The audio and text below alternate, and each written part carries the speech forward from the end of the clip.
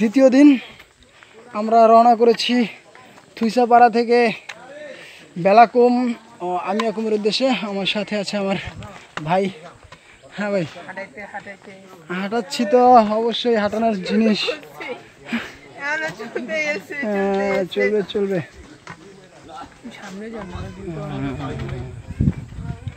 আমরা থুইসাপাড়া থেকে রওনা দিচ্ছি, সাথে আমাদের 15 জনকে নিয়ে। কারণ 3 জন এতটাই টায়ার্ড হয়েছে কালকে হাইটা, তাদের পক্ষে আর সম্ভব না যাওয়া।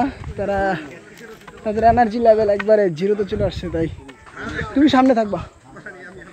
আর বাকি আমার বাইরে আজকে দেখি, এখন সময় হচ্ছে 9টা বাজে, আমরা রওনা দিলাম। আর দেখি কতক্ষণে আমরা পৌঁছাতে পারি। কালকে থেকে আজকে হয়তো আমাদের স্ট্যামিনা নতুন করে নিয়ে নিছি। কালকে সবাই দুর্বল ছিল। রাতের 1টা বাজে আমরা যখন থুইসাপাড়ায় আসি, তখন আসলে শরীরে কারো এনার্জি ছিল না, এনার্জি লেভেলটা একবারে জিরোতে ছিল। আজকে নতুন করে এনার্জি আছে তো ভাই?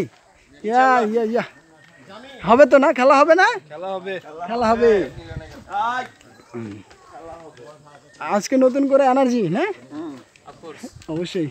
আজকে প্যারাও কম আছে। কালকে আমাদের মাঝে একজন খুব অসুস্থ হয়ে গেছে, আজকে সে নাই। অতএব আজকে খুব সময়টা ভালো যাচ্ছে ফিল করতেছি, কারণ এত কষ্ট করে আসা আর এতটুকু দেখবো না 2-3 ঘন্টার জন্য।